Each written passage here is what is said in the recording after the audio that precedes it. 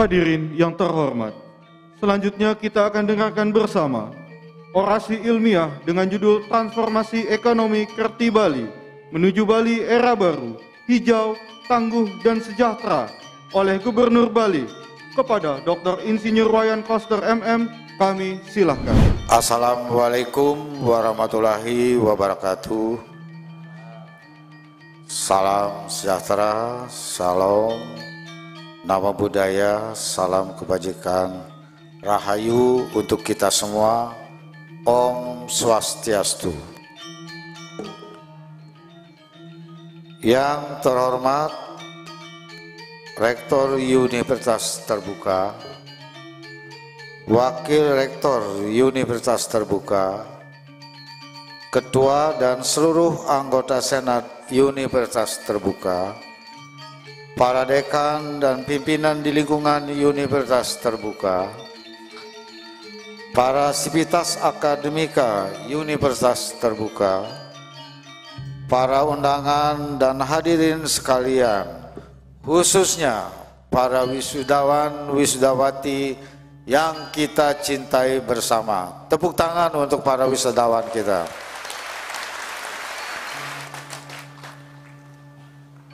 Mengawali orasi ilmiah ini, marilah bersama-sama memanjatkan puja dan puji syukur kehadapan Hyang Widiwasa, Tuhan Yang Maha Esa, karena atas asung kertawaranograha-Nya hari ini Selasa 23 Agustus 2022 kita dapat hadir dalam acara wisuda lulusan periode 2 tahun akademik 2021-2022 Universitas Terbuka.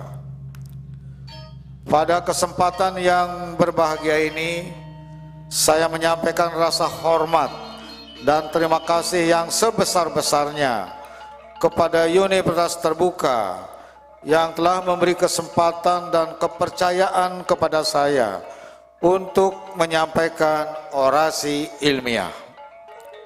Dalam orasi ini, izinkan saya menyampaikan konsep transformasi ekonomi Bali yang dinamakan dengan Ekonomi Kerti Bali menuju Bali Era Baru yang hijau, tangguh, dan sejahtera.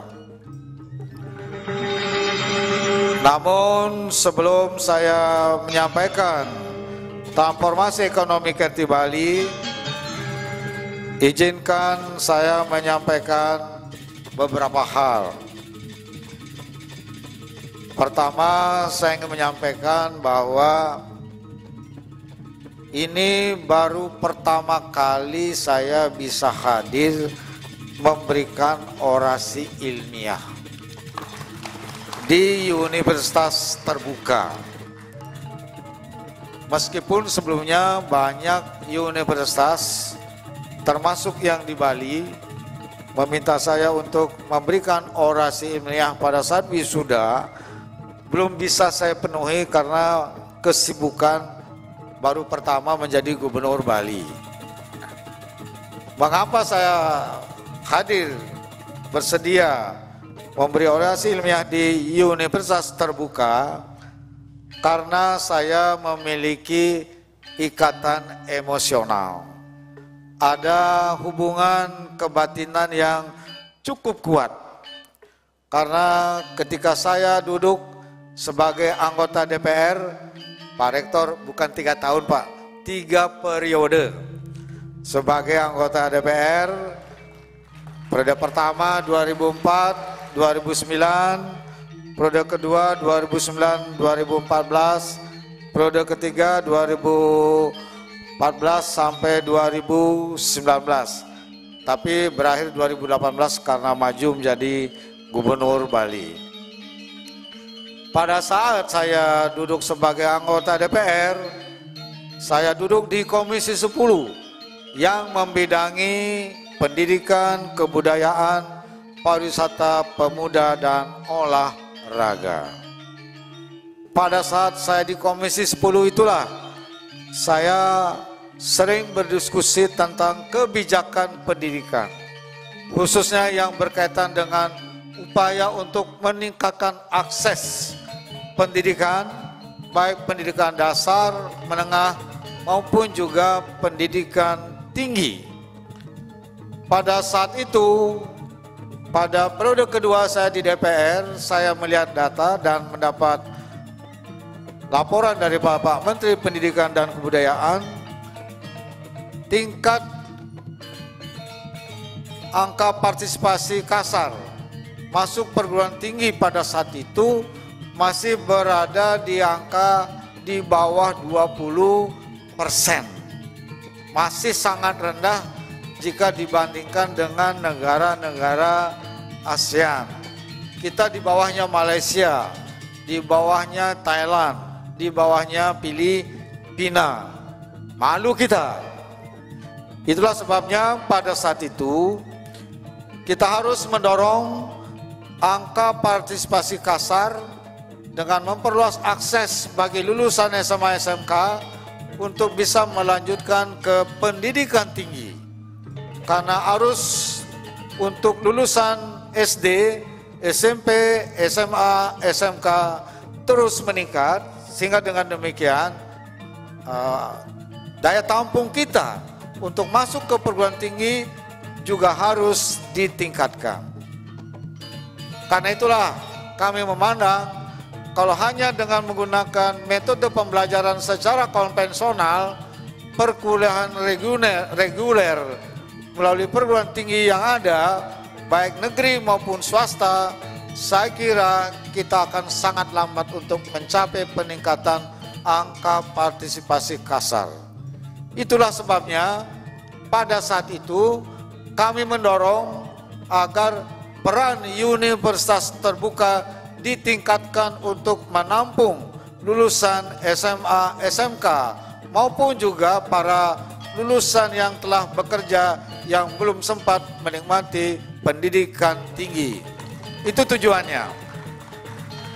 Dan pada saat itu kami sebenarnya mematok target kalau bisa angka partisipasi kasar kita ke perguruan tinggi itu bisa mencapai 40%. Namun tadi Bapak Rektor sudah menyampaikan ternyata kita baru bisa mencapai 34%. Karena itu menurut saya angka ini masih harus didorong terus sehingga mencapai minimum 40% untuk meningkatkan kualitas SDM kita serta daya saing SDM kita.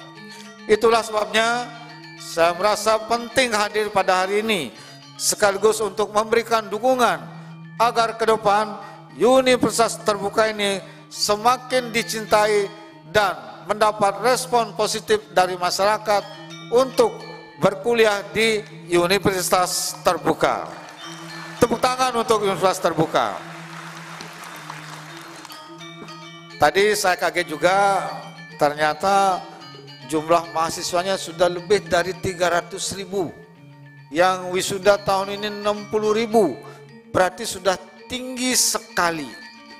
Sekarang menurut saya amati passionnya universitas terbuka sudah semakin baik. Kalau dulu waktu saya di DPR periode kedua, universitas terbuka itu masih belum terkenal. Ya. Kalau sekarang sudah mulai terkenal, mulai dilirik, jadi sudah semakin maju dan dicintai serta dihormati oleh anak-anak muda kita. Tepuk tangan untuk universitas terbuka. Tentu saja di era transformasi teknologi digital saat ini, kita dapat menggunakan teknologi digital ini, baik media online, media sosial, Instagram, Facebook, segala macam, itu bisa dijadikan sebagai sarana untuk berkomunikasi dengan masyarakat, berpromosi tentang pentingnya peranan universitas terbuka di dalam melayani pendidikan kita di Indonesia agar anak-anak kita dan juga para lulusan SMA SMK yang tidak sempat melanjutkan ke perguruan tinggi yang reguler itu silakan langsung masuk ke universitas terbuka. Termasuk di Bali, saya juga akan mendorong agar para karyawan, pemerintah daerah, provinsi maupun kabupaten kota, serta yang sudah bekerja di swasta yang belum sarjana agar ikut program masuk di universitas terbuka. Saya bangga. Itulah sebabnya saya sekarang hadir, karena saya merasa saya punya peranan ketika dulu merintis untuk membesarkan universitas terbuka ini. Saya 2 kali berkunjung sebagai komisi 10 pada saat itu bersama rombongan. Waktu itu rektornya adalah Pak Atwia. Kemudian yang kedua rektornya Ibu Tia. Ada ya Ibu ya? Ya Ibu, jangan lupa lu pernah komunikasi sama saya waktu itu, kita diskusi waktu itu Bu. Makasih Bu, Ibu ternyata masih sehat. Salam sehat Bu, sehat terus Bu, supaya terus bisa mengabdi di UT. Saya senang sekali dengan keberadaan UT ini. Hadirin sekalian yang berbahagia, mengawali orasi ilmiah ini, saya menyampaikan bahwa pembangunan Bali diselenggarakan dengan visi, yaitu Nangun Satkerti Loka Bali, melalui pola pembangunan semesta berencana menuju Bali era baru yang mengandung makna menjaga kesucian dan keharmonisan alam Bali beserta isinya untuk mewujudkan kehidupan kerama Bali yang sejahtera dan bahagia niskala sekala menuju kehidupan kerama Bali dan bumi Bali sesuai dengan prinsip Trisakti Bung Karno, berdaulat secara politik, berdikari secara ekonomi, dan berkepribadian dalam kebudayaan, dengan menyelenggarakan pembangunan secara terpola, menyeluruh, terencana, terarah, dan terintegrasi dalam bingkai negara kesatuan Republik Indonesia berdasarkan nilai-nilai Pancasila 1 Juni 1945. Bali era baru merupakan tatanan kehidupan yang bersifat holistik, meliputi 3 dimensi utama, yaitu dimensi pertama bisa menjaga keseimbangan alam, manusia, dan kebudayaan Bali atau genuine Bali. Dimensi kedua bisa memenuhi kebutuhan, harapan, dan aspirasi kerama Bali dalam berbagai aspek kehidupan yang berkembang secara dinamis. Dan dimensi ketiga merupakan manajemen risiko atau risk management, yakni memiliki kesiapan yang cukup dalam mengantisipasi munculnya permasalahan dan tantangan baru dalam tataran lokal, nasional, dan global yang akan berdampak secara positif maupun negatif terhadap kondisi di masa yang akan datang. Bali era baru diwujudkan dengan menata secara fundamental dan komprehensif pembangunan Bali yang mencakup 3 aspek utama: alam, manusia, dan kebudayaan Bali yang bersumber dari nilai-nilai kearifan lokal Satkerti, yaitu 6 sumber utama kesejahteraan dan kebahagiaan kehidupan manusia, meliputi pertama, Atmakerti, berarti penyucian dan pemulihan Atman atau jiwa. Kedua, Segarkerti, berarti penyucian dan pemulihan pantai dan laut. Ketiga, Danukerti, berarti penyucian dan pemuliaan sumber air.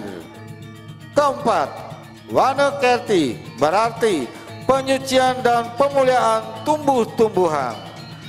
Kelima, Janakerti, berarti penyucian dan pemulihan manusia. Dan yang keenam, jagat kerti, berarti penyucian dan pemulihan alam semesta. Nilai kearifan lokal ini merupakan warisan adiluhung dari leluhur kami sejak ribuan tahun lalu, sejak Bali ini diciptakan. Untuk mewujudkan visi pembangunan Bali dilaksanakan melalui 5 bidang prioritas pembangunan dari hulu sampai hilir yang dituangkan dalam pola pembangunan semesta berencana, yaitu 1. Bidang pangan, sandang, dan papan. 2. Bidang kesehatan dan pendidikan. 3. Bidang jaminan sosial dan ketenagakerjaan. 4. Bidang adat, tradisi, seni dan budaya, serta kearifan lokal. Dan 5. Bidang pariwisata. Pembangunan 5 bidang prioritas ini mencakup pembangunan yang dipolakan dan diintegrasikan di seluruh Bali dalam satu kesatuan wilayah, satu pulau, satu pola, dan satu tata kelola. One island, one management, and one commando yang dikembangkan sesuai dengan potensi masing-masing wilayah, kabupaten, dan kota se-Bali.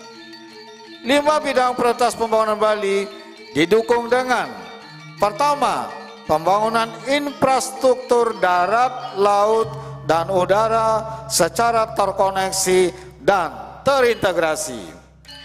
2. Ekonomi kerti Bali. Untuk mewujudkan Bali berdikari dalam bidang ekonomi, dibangun dan dikembangkan berlandaskan nilai-nilai filosofi Satkerti. Dan dukungan yang ketiga adalah sistem pengamanan lingkungan terpadu berbasis desa adat atau Sipandu beradat, berbasis kearifan lokal dalam perspektif keamanan nasional yang berstandar internasional.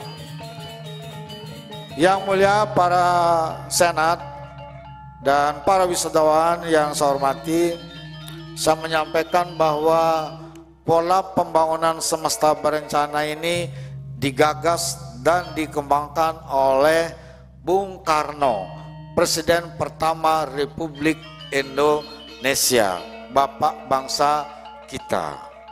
Konsep pola pembangunan semesta ini dirancang, didesain oleh sekitar 600 para ahli. Namun belum bisa diterapkan pada saat itu karena kekuasaan beliau keburu berakhir. Konsep ini masih ada secara utuh.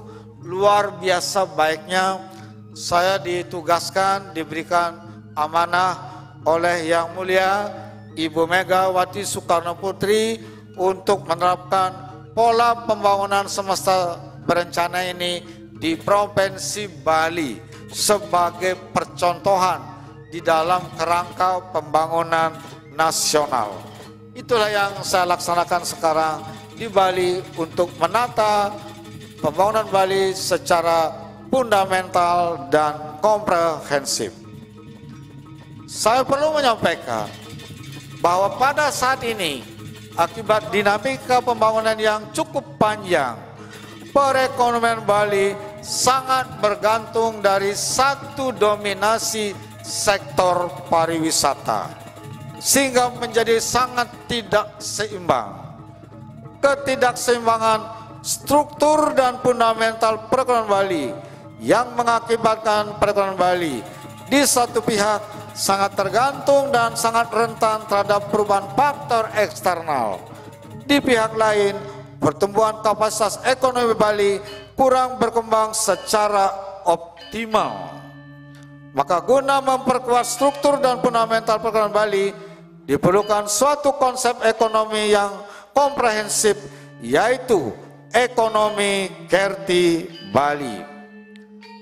Izin saya perlu menyampaikan, selama ini ekonomi Bali didominasi satu sektor pariwisata. Lebih dari 54% kontribusi pariwisata terhadap pertumbuhan perekonomian atau PDRB-nya Bali. Sangat rentan. Ada baiknya, ada kurang baiknya.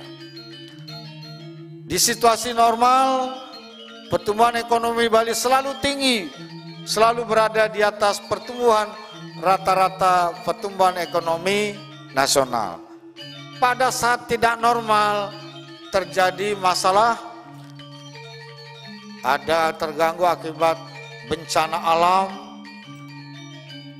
terjadi bencana non-alam, munculnya virus, dan terakhir ini adalah munculnya pandemi COVID-19 yang melanda seluruh dunia, termasuk Indonesia dan Bali.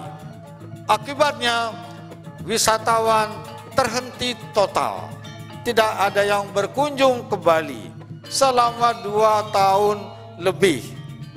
Akibat daripada pariwisata mengalami stuck selama 2 tahun lebih, pertumbuhan ekonomi Bali yang selama ini tinggi itu mengalami kontraksi paling dalam di Indonesia. Pada tahun 2020, sejak pandemi COVID-19 muncul pertama kali di Bali 10 Maret 2020 sampai akhir 2020, pertumbuhan ekonomi Bali mengalami kontraksi negatif 9,31%, terendah di Indonesia, terdalam di Indonesia, dan baru pertama kali dalam sejarah di Bali. Jadi ini luar biasa dampaknya. Namun pada tahun 2021 mulai mengalami perbaikan. Nah, masih mengalami kontraksi, pertumbuhannya negatif minus 2,47%. Itulah sebabnya saya bekerja keras menangani pandemi COVID-19 di Provinsi Bali. Astungkare sekarang sudah semakin baik pandemi COVID-19 di Bali. Situasinya sudah stabil. Tingkat vaksinasi di Bali sudah sangat tinggi. Vaksin pertama mencapai 106%. Vaksin kedua mencapai 97%. Vaksin ketiga booster sudah mencapai hampir 80%, tercepat dan tertinggi di Indonesia. Sejalan dengan membaiknya penanganan pandemi COVID-19 di Bali dan tingginya vaksinasi di Provinsi Bali, pariwisata Bali mengalami pemulihan sejak bulan April yang lalu sebagai momentum mulainya pemulihan perekonomian Bali. Maka pada triwulan 1 tahun 2022, ekonomi Bali sudah mulai tumbuh sebesar 1,46%. Tepuk tangan untuk Bali. Dan yang menggembirakan, pada triwulan kedua tahun 2022 ini, hasil surveinya Badan Pusat Statistik, Bali sudah tumbuh plus 3,04%. Sudah membaik. Pertumbuhan yang baik ini didukung dengan tingkat kunjungan wisatawan mancanegara dan domestik yang terus meningkat ke Bali. Pada saat ini, kunjungan wisatawan mancanegara yang datang ke Bali sudah mencapai lebih dari 9.000 kedatangan setiap hari. Sudah mencapai lebih dari 50% sebelum pandemi COVID-19 terjadi di Bali. Targetnya lebih cepat dibandingkan rencana kami, baru bisa pulih 40% bulan Desember 2022. Ternyata bulan Juli sudah bisa mencapai 50%. Penerbangan internasional yang datang ke Bali secara langsung terus meningkat. Sekarang ini sudah ada 23 maskapai penerbangan dari berbagai negara yang langsung datang ke Bali. Sebentar lagi tanggal 2 September akan datang penerbangan dari Tiongkok yang pertama. Kalau Tiongkok sudah masuk ke Bali, maka wisatawan Bali yang akan datang itu akan semakin meningkat. Karena pariwisata wisatawan mancanegara yang datang ke Bali paling tinggi dari Australia tahun 2019 mencapai 1,3 juta orang. Nomor 2 adalah Tiongkok atau Cina mencapai 1,2 juta orang pada tahun 2019. Itu kontribusi terbesar wisatawan mancanegara dari 2 negara tersebut. Itulah sebabnya saat ini saya tengah bekerja keras bersama jajaran terus menangani pandemi COVID-19 di Bali agar terus bisa stabil, vaksinasinya tertinggi, karena Bali akan terus menjadi tempat event nasional maupun internasional, khususnya rangkaian presidensi G20 yang puncaknya akan berlangsung tingkat kepala negara pada tanggal 15 dan 16 November 2022 tahun ini. Astungkara, momentum ini akan terus kami dorong sehingga perekonomian Bali bisa pulih seperti sebelum terjadi pandemi COVID-19. Ekonomi kreatif Bali adalah ekonomi untuk mewujudkan Bali berdikari dalam bidang ekonomi yang dibangun dan dikembangkan berlandaskan nilai-nilai filosofi Sadkerti dengan menerapkan 11 prinsip, yaitu pertama, ekonomi yang dikembangkan dari sikap mensyukuri atau memuliakan kekayaan, keunikan, dan keunggulan sumber daya lokal alam Bali beserta isinya sebagai anugerah Hyang Pencipta. Kedua, ekonomi yang dikembangkan sesuai potensi sumber daya lokal alam Bali beserta isinya. Ketiga, ekonomi yang dikembangkan oleh Krama Bali secara inklusif, kreatif, dan inovatif. Keempat, ekonomi yang dikembangkan berbasis nilai-nilai adat, tradisi, seni budaya, dan kearifan lokal Bali. Kelima, ekonomi yang dikembangkan dengan menjaga ekosistem alam dan budaya secara berkelanjutan. 6. Ekonomi yang dikembangkan untuk meningkatkan kapasitas perekonomian lokal Bali berkualitas, bernilai tambah, dan berdaya saing. 7. Ekonomi yang dikembangkan dengan mengakomodasi penerapan dan perkembangan ilmu pengetahuan dan teknologi, termasuk teknologi digital. 8. Ekonomi yang memberi manfaat nyata guna meningkatkan kesejahteraan dan kebahagiaan Krama Bali secara niskala skala. Prinsip ke-9, ekonomi yang dibangun dengan asas gotong royong. 10. Ekonomi yang dibangun untuk meningkatkan ketangguhan menghadapi dinamika perkembangan zaman secara lokal, nasional, dan global. Dan prinsip yang ke-11, ekonomi yang menumbuhkan spirit jengah atau keteguhan komitmen serta cinta dan bangga sebagai Krama Bali. Belajar dari pengalaman dalam berbagai kejadian, sudah waktunya Bali mengembangkan perekonomian yang tidak lagi menggantungkan pada satu kantung, yaitu sektor pariwisata.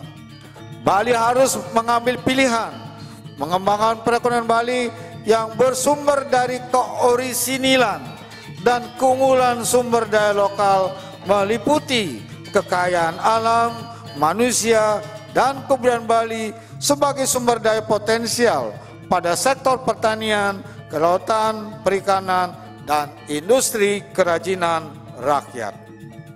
Selain itu, pengembangan perekonomian Bali hendaknya mengakomodasi perkembangan ilmu pengetahuan dan teknologi, termasuk teknologi digital, yang dapat dimanfaatkan untuk mengembangkan ekonomi kreatif dan digital sesuai dengan potensi Krama Bali secara efektif, efisien, produktif, serta bernilai tambah.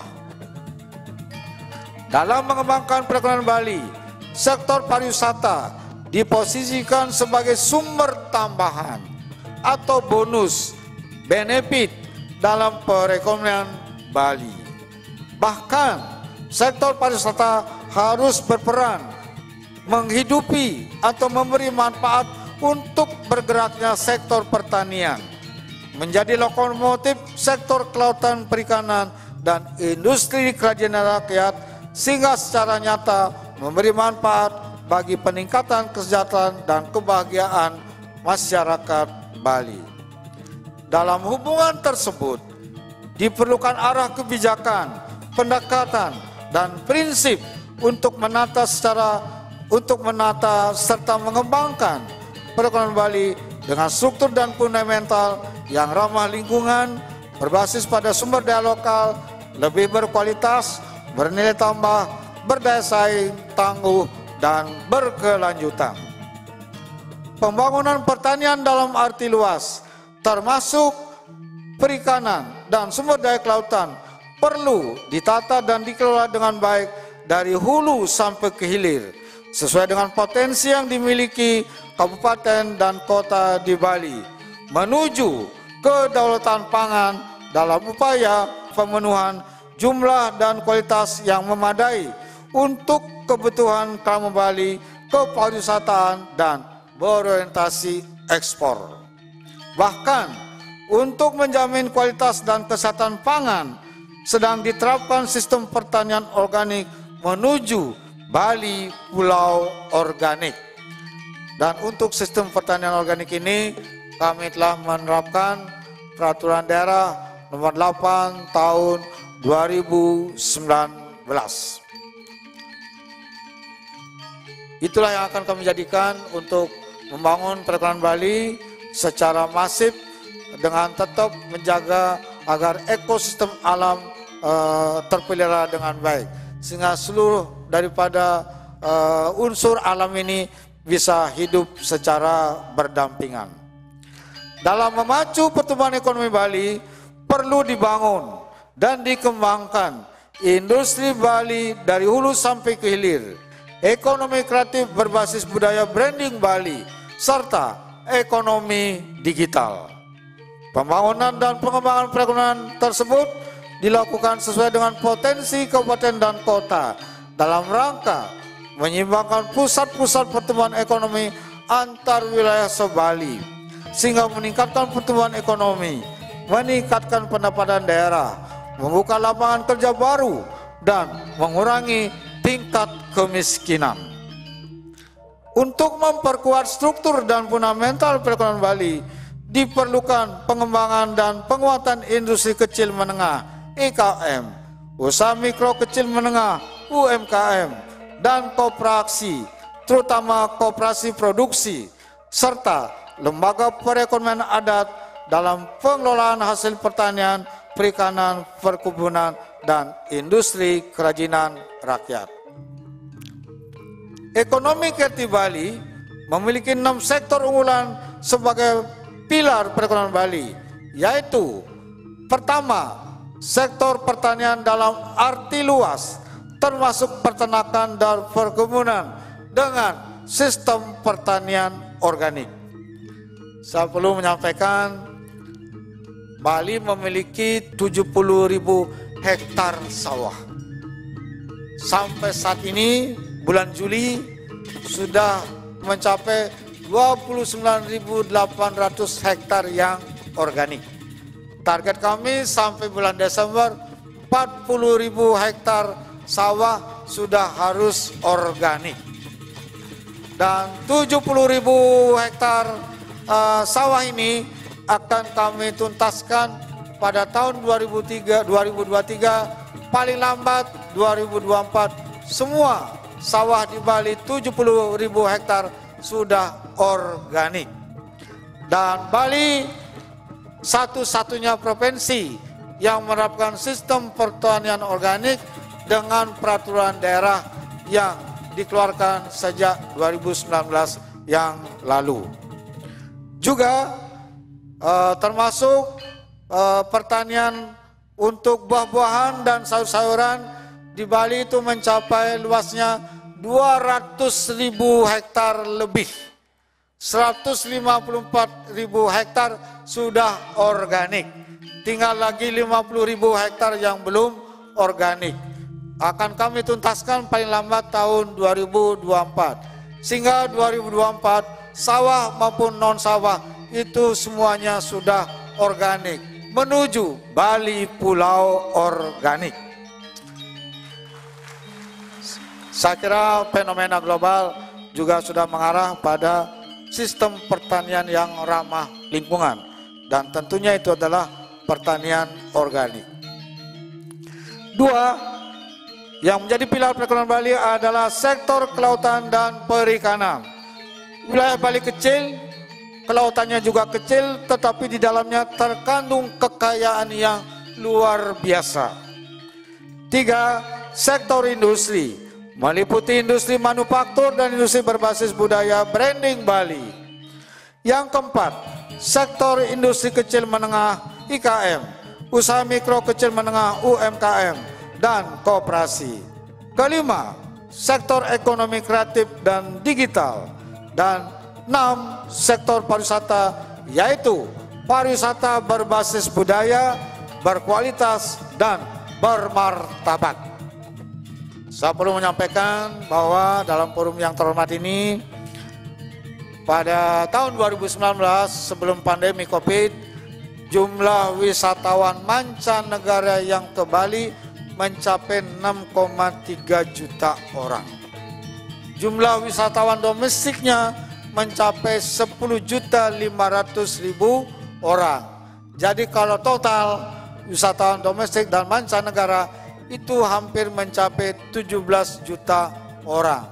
Penduduk Bali cuma 4,3 juta orang. Jadi lebih banyak wisatawan yang datang ke Bali daripada jumlah penduduk orang Bali. Itulah sebabnya kami sedang menata ini semua agar pariwisata ini betul-betul menjadi pariwisata yang tetap menjaga budaya, berkualitas, dan bermartabat. Kami tidak mentolerir lagi pariwisata yang murahan, apalagi pariwisata yang melecehkan budaya, apalagi pariwisata yang merendahkan martabat bangsa. Kami tidak mengizinkan itu lagi datang ke Bali. Kami ketat sekarang untuk menegakkan muka dan martabat kita sebagai bangsa yang merdeka. Ekonomi kreatif Bali dengan 6 sektor unggulan tersebut akan mewujudkan perekonomian Bali yang harmonis terhadap alam, ramah lingkungan, menjaga kearifan lokal, berbasis sumber daya lokal, berkualitas, bernilai tambah, berdaya saing, tangguh, dan berkelanjutan. Jadi tim kami betul-betul akan menata pembangunan ini dan berjalan sekarang. Ekonomi boleh tumbuh setinggi-tingginya, tapi tidak boleh mematikan ekosistem. Kupu-kupu harus hidup, lindung harus hidup, semua binatang ciptaan yang pencipta yang menjadi unsur alam ini semuanya harus hidup. Tidak boleh ada yang mati, karena semua itu adalah ciptaannya yang harus kita berikan ruang untuk hidup dan saling menjaga satu sama lain. Penentuan 6 sektor unggulan tersebut didasarkan pada keorisinilan dan keunggulan sumber daya lokal Bali yang meliputi alam, manusia, dan kebudayaan Bali sebagai sumber daya potensial pada sektor pertanian, kelautan, perikanan, dan industri kerajaan rakyat, bukan berdasarkan atas besaran nominal kontribusi terhadap PDRB. Namun, pola pembangunan perekonomian Bali melalui ekonomi kreatif Bali akan terjadi keterhubungan langsung antar sektor unggulan, menumbuhkan pusat-pusat perekonomian Bali, meningkatkan kapasitas perekonomian Bali, menyeimbangkan struktur dan fundamental perekonomian Bali, sehingga secara nyata memberi manfaat bagi peningkatan dan kesejahteraan kebahagiaan masyarakat Bali secara niskala dan skala. Ekonomi kreatif Bali membangun perekonomian Bali yang harmonis terhadap alam beserta isinya, diharapkan memberi manfaat dan nilai tambah berganda secara langsung dan tidak langsung, baik nilai tambah ekonomi, lingkungan, sosial, budaya, maupun tatanan kehidupan.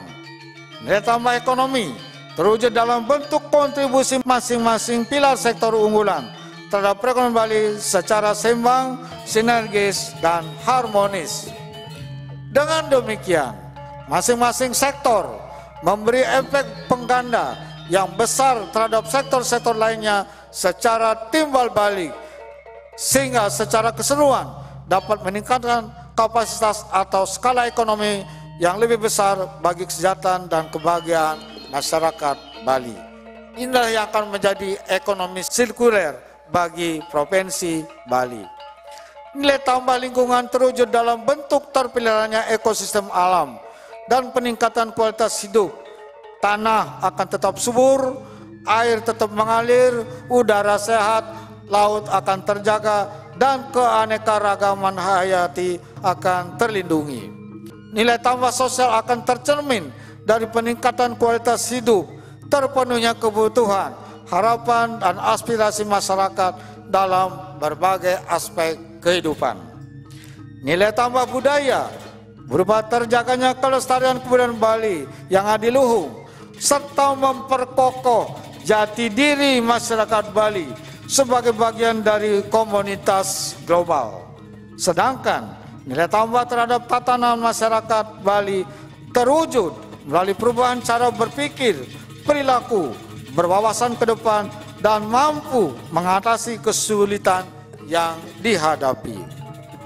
Nilai tambah masing-masing elemen tersebut akan membentuk lingkaran nilai yang semakin membesar, sehingga daya dukung perekonomian Bali semakin meningkat dan berkelanjutan. Nilai tambah akan mendorong peningkatan nilai tambah lingkungan, sosial, budaya, dan tatanan kehidupan. Nilai tambah lingkungan akan mendorong peningkatan nilai tambah ekonomi, sosial, budaya, dan tatanan kehidupan.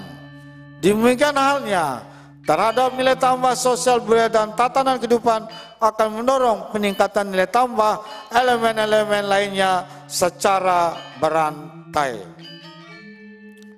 Jadi yang mulia para senat dan para wisadawan yang saya hormati, jadi selama ini ekonomi digerakkan dengan melakukan berbagai cara eksploitasi yang akhirnya merusak alam, merusak lingkungan, dan mematikan ekosistem. Ekonomi kreatif Bali tidak boleh membiarkan itu. Semua harus tumbuh. Ekonomi tumbuh, tapi seluruh unsur alam ini harus juga bisa survive untuk menjaga keharmonisan di antara unsur alam semesta ini. Karena semua memiliki peranan di dalam mendorong survive-nya alam semesta ini. Konsep pembangunan ekonomi kreatif Bali telah dipakai sebagai acuan oleh Kementerian Perencanaan Pembangunan Nasional Bappenas dalam menyusun program transformasi ekonomi Bali dalam bentuk dokumen Peta Jalan Ekonomi Kreatif Bali menuju Bali Era Baru yang hijau, tangguh, dan sejahtera.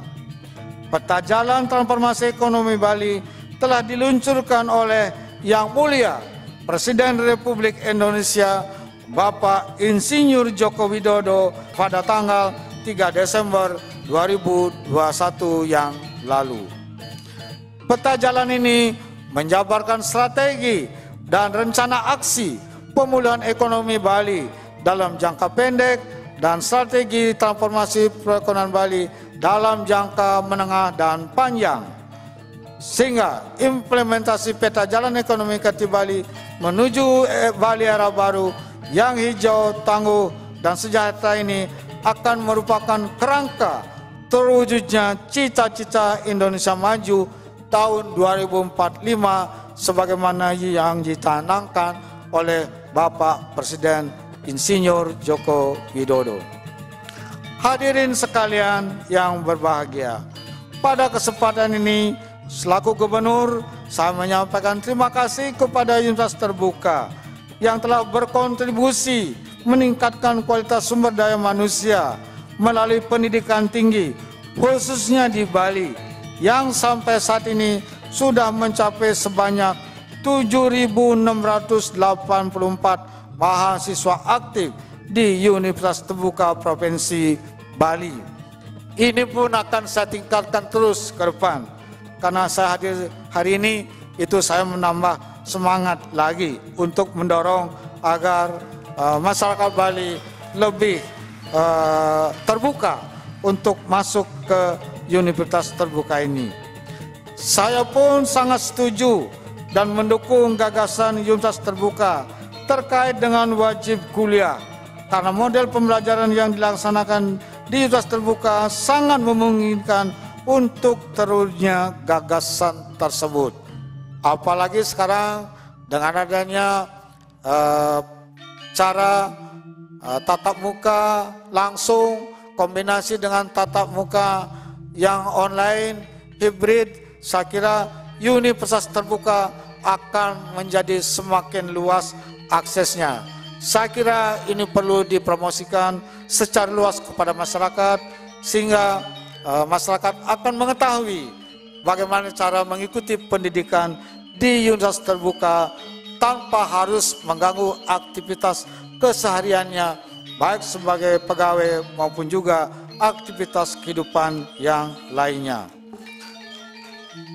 Sebelum mengakhiri orasi ilmiah ini, saya ingin mengucapkan selamat kepada Universitas Terbuka yang pada wisuda lulusan periode 2 tahun akademik 2021-2022 mewisuda sebanyak 2.500 wisudawan. Dan secara khusus saya mengucapkan selamat kepada para wisudawan dan wisudawati yang telah mengikuti pendidikan dengan tekun sehingga mencapai prestasi terbaik yang memberi kebahagiaan kepada keluarganya. Tadi saya bangga mendengar ada mahasiswa yang mencapai indeks prestasi 4,0. Luar biasa. Tepuk tangan untuk para mahasiswa yang mencapai IP 4,0 ini. Luar biasa. Waktu kuliah saya nggak pernah mencapai IP 4,0, apalagi 4,0, 3,5 aja enggak gitu. Jadi ya begitulah ya. Jadi saya kira ini akan memacu kualitas dan daya saing proses pembelajaran di Universitas Terbuka, dan tentunya ini akan menghasilkan lulusan yang bersaing dan dapat mengikuti perkembangan global yang akan terus menjadi kekuatan yang mengintervensi negara kita. Tidak ada pilihan lain. Kita harus meningkatkan kualitas dan daya saing untuk menghadapi perkembangan dunia global ini. Tepuk tangan UT. Dan saya berharap UT akan bisa memainkan peranan penting dalam arus global di masa yang mendatang ini. Tidak ada negara satupun di dunia yang mampu bersaing tanpa SDM yang berkualitas dan berdaya saing. Kita harus memiliki komitmen kuat dan konsisten untuk mewujudkan itu. Selamat kepada Universitas Terbuka. Demikian orasi ilmiah ini.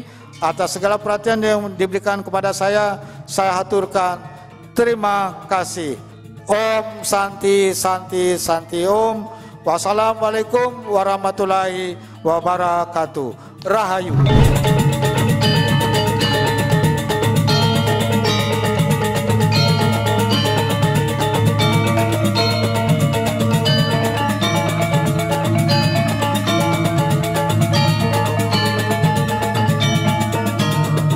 Jangan lupa like, subscribe, dan share ya.